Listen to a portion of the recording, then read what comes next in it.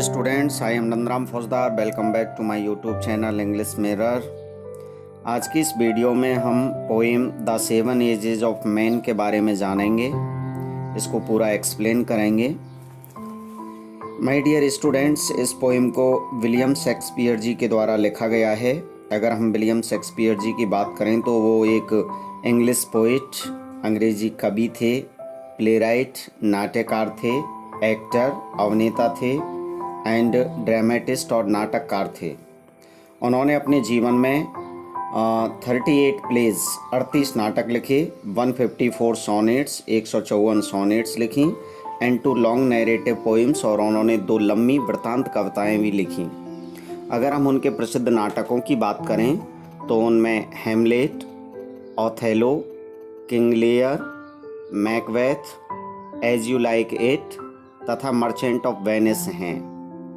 अगर हम इस कविता की बात करें तो the seven ages of man उनके सुखांत नाटक एज यू लाइक इट से लिया गया है।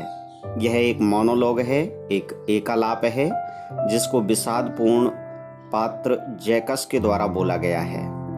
कवि के अनुसार इसमें मानव जीवन की 7 अवस्थाओं को बताया गया है। मानव जीवन को 7 अवस्थाओं में बांटा गया है। पहली शैशवावस्था है, दूसरी विद्यार्थी की अवस्था है, तीसरी प्रेमी की अवस्था है, तीसरी प्रेमी की अवस्था है, चौथी सैनिक की अवस्था है, पांचवी न्यायाधीश की, छठवीं पेंटालोन की और सातवीं वृद्धावस्था एक बुजुर्ग की अवस्था है। इसे आयम्बिक पेंटामीटर में लिखा गया है। ये बहुत ही अच्छी कविता है। So my dear students, without spending too much time, look into the poem. कविता को देखें।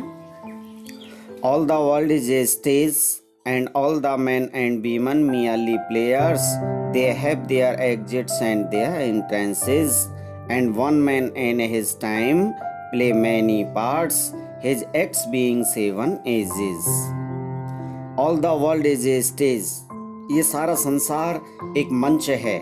ऐसा कहकर के poet compares the world to a stage in a theatre. ऐसा कहकर के वो इस सारे संसार को एक थिएटर में एक मंच से तुलना करते हैं और कहते हैं कि and all the men and women merely players, they have their exits and their entrances. और जितने भी पुरुष और महिलाएं हैं वो केवल एक अभिनय करता हैं। They have their exits and their entrances, और वो अपना प्रस्थान करते हैं, अपना प्रवेश लेते हैं, अर्थात वो अभिनय करने के लिए मंच पे आते हैं और अभिनय करने के बाद वो मंच को छोड़ करके चले जाते हैं। तो ऐसा कहकर के वो ये कहना चाहते हैं कि just as the players come on the stage to perform their assigned roles, जिस प्रकार अभिनयकर्ता अपने निर्धारित भूमिकाओं को अदा करने के लिए जैसे वो मंच पे आते हैं, and leave the stage after performing, और अपना अभिनय करने के बाद वो मंच को छोड़ देते हैं, सो आल्सो बिल्कुल वैसे ही man and women take birth. इसी प्रकार जो पुरुष और महिलाएं हैं वो इस संसार में जन्म लेते हैं टू परफॉर्म देयर रोल्स, अपनी अपनी भूमिकाएं निभाने के लिए, जिसको कवि ने 7 अवस्थाओं में बांटा है।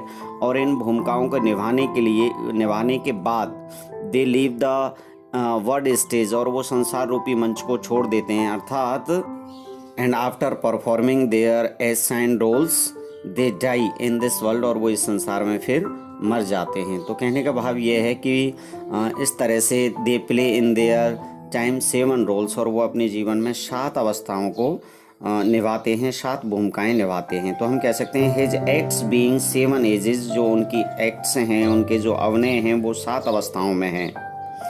Eight first the infant mewling and packing in the nurses arms, और जो पहली अवस्था है वह एक म्यूलिंग, क्राइंग, रोते हुए, एंड पकिंग, और उल्टी करते हुए एक बच्चे की भूमिका है, इन द नर्सिस आर्म्स, अर्थात दाई माँ की गोदी में, दाई माँ की बाहों में एक छोटे बच्चे की वो भूमिका निभाते हैं। Infant, a newly born child.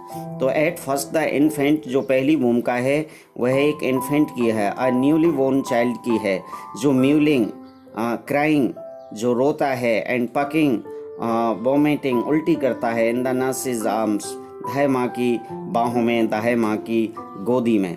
तो ऐसा कह करके अगर हम देखें तो poet expresses a journal truth about the infants, जो कवि है वह छोटे बच्चों के बारे में एक सामान्य सत्य को व्यक्त करते हैं। और ऐसा ही होता है, इट इज़ दैट कि infants generally cry and vomit in the nurses arm. जो छोटे बच्चे होते हैं वो आमतौर पे दाई माँ की गोदी में रोते हैं, उल्टी करते हैं। यहाँ जो ये वर्ड यूज़ किया गया है पकिंग वर्ड हम तब यूज करते हैं जब अत्यधिक खाने की वजह से उल्टी होती है, और वोमिट वर्ड तब यूज करते हैं जब किसी बीमारी की वजह से उल्टी होती है।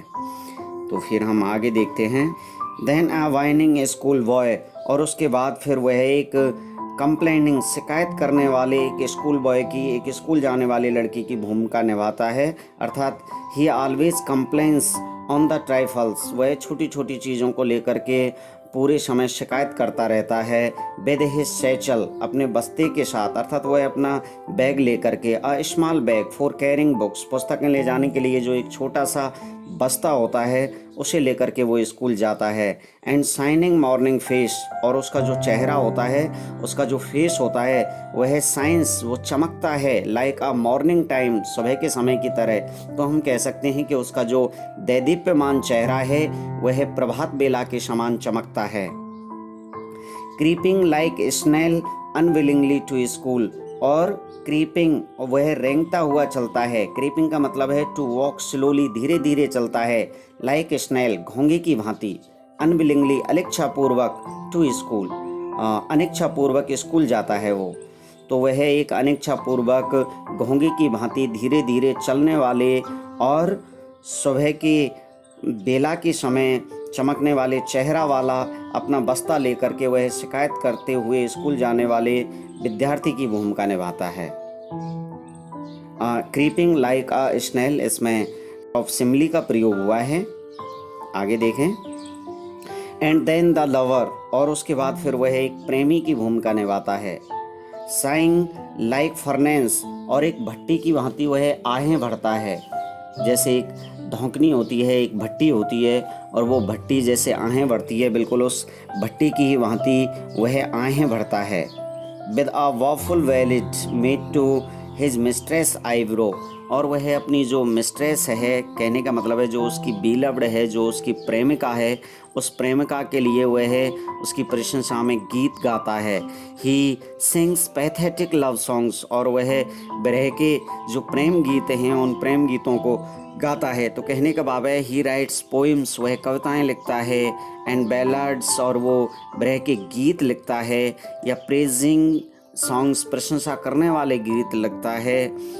इवन हिज बिलव्ड्स आईब्रो, आईब्रोज का मतलब है यहाँ हिज बिलव्ड्स ब्यूटी, अपनी प्रेमिका की सुंदरता के लिए वह गीत लिखता है।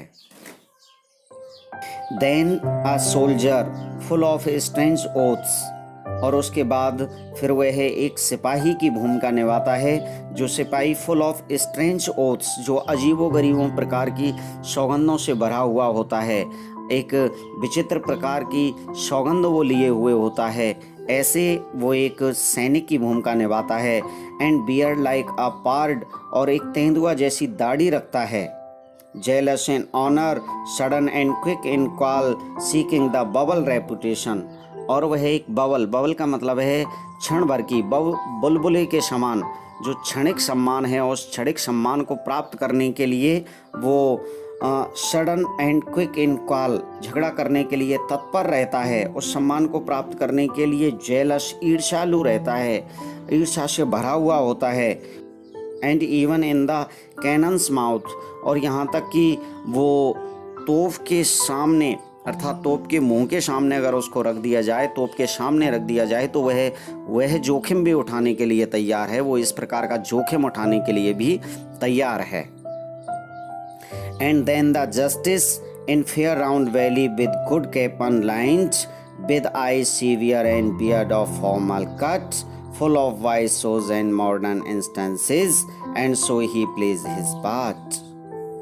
And then the justice, और उसके बाद फिर वह एक न्यायाधीश की भूमिका निभाता है।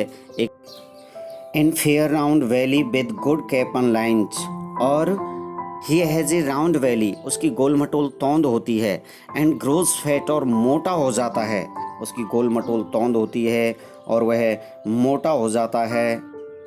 विद गुड कैपन लैंड, यहाँ गुड कैपन लैंड का मतलब है वो जो नर मुर्गा होता है, कैपन मेस होता है नर मुर्गा, और वो जो नर मुर्गा होता है उसको वो रिसीव्स द कैपन एज ब्राइब, वो घूस के रूप में उसको लेता है और उसे प्राप्त करके वो मोटा ताज़ा हो जाता है।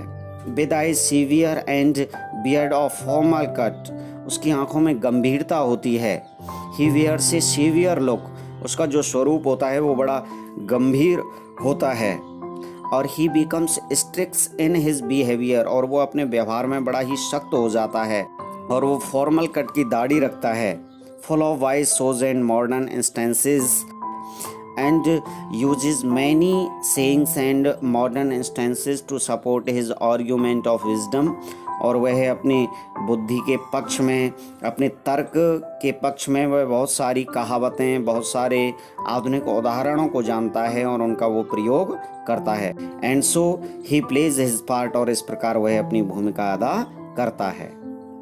The sixth age shifts into the lean and slippered pantaloon with spectacles on nose and pouch on side, और उसके बाद the sixth age shifts into the lean and slippered pantaloon, और जो छठवीं अवस्था है वह एक दुबले पतले चप्पल पहने हुए पेंटालून जैसी अवस्था में परिवर्तित हो जाती है। पेंटालून एक कॉमिक कैरेक्टर था इटालियन मंच का, तो उससे तुलना की गई है छठवीं अवस्था की। तो वो पेंटालून जो था वो वियर्स द लूज ट्राउजर्स, वो ढीला लाला पाजामा पहनता था, तो उस जैसा जो उसका जो लुक था वो हंसाने वाला लुक था, तो उससे उसकी तुलना की गई है। तो विद स्पेक्टिकल्स ऑन नोज, अपनी नाक पे चश्मे पहनता था। एंड पाउच ऑन साइड्स, और फिर उसकी जो पाउच ऑन साइड्स का मतलब है उसकी जो बगल होती है उस बगल में फिर खाल लटक जाती है, और वो खाल जो है वो है एक थैली की भांति नीचे लटक जाती है।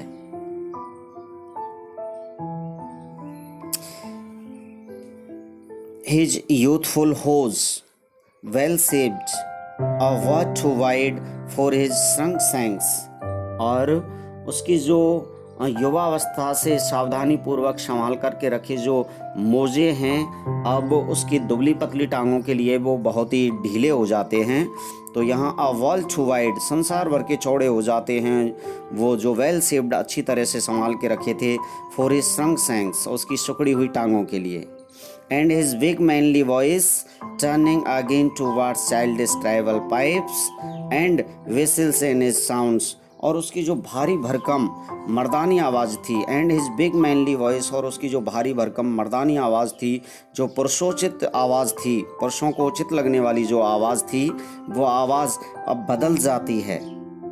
Turning again towards childish tribal pipes, अब वो छोटे बच्चे जैसी पतली पैनी आवाज़ में हो जाती है। And vessels in his sound, और जब वो बोलता है तो उसकी उस आवाज़ में सीटी सी बजती है, अर्थात एक सीटी की तरह बजती प्रतीत होती है।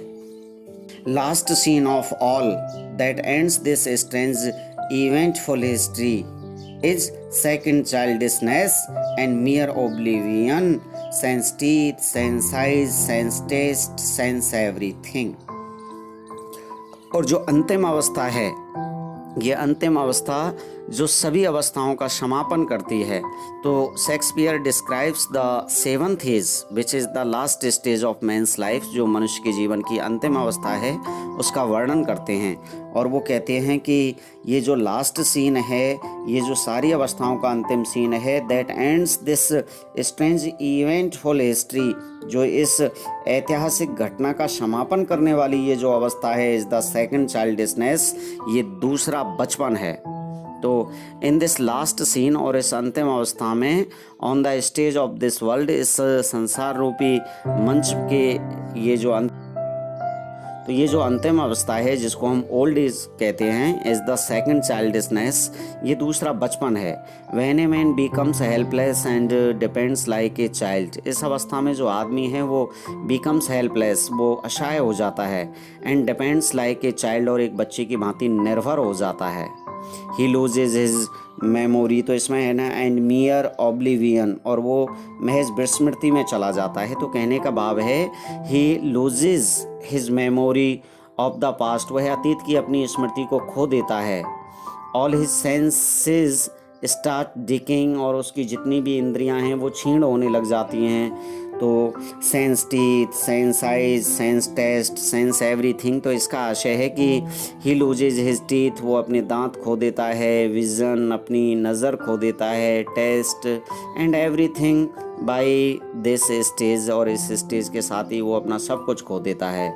He goes off from this world, वो इस संसार से चला जाता है, लिविंग एवरीथिंग हेयर ओनली, यहीं पे सब कुछ छोड़ करके। तो इस तरह से ये आपकी पोएम पूरी होती है। मैं समझता हूँ ये कविता आपको बहुत ही अच्छी तरीके से समझ में आई होगी। बाकी की कविताओं की लिंक इसके डिस्क्रिप्शन में दे रखी है, वो आप ज़रूर देख लेना। Thanks for watching the video. If you like the video, please hit the like button. Do subscribe my channel and press the bell icon to get the regular updates about the course. Thanks once again. We meet me in the next video. Till then, bye bye.